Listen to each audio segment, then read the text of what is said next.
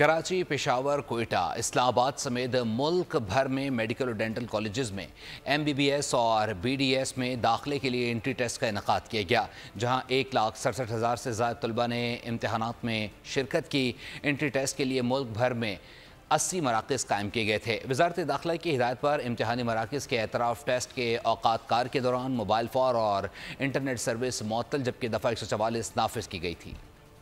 इम्तिहानी मराकज़ पहुँचने का इम्तिहान, MBBS और BDS का एंट्री टेस्ट वक्त से कबल ही इम्तिहान बन गया।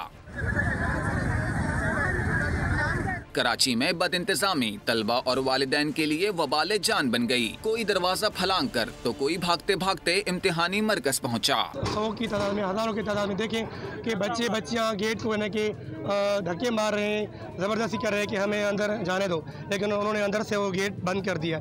सिंध गवर्नमेंट से मुतालबा करते हैं कि इनसे पूछे जाए कि ये नाजायज़ क्यों हो रही है। 25 लाख लेते हैं, किसी 15 लाख, किसी 20 लाख लेते हैं।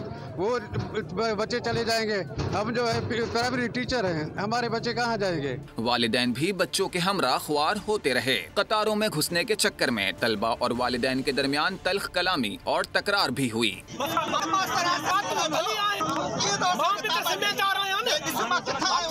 NED और ओझा कैंपस में न गाड़ियों को पार्किंग की जगह मिली, न वालिदैन को इंतजार गाह मैसर आई। शदीद बदनज़मी के बायस यूनिवर्सिटी रोड पर शदीद ट्रैफिक जाम रहा।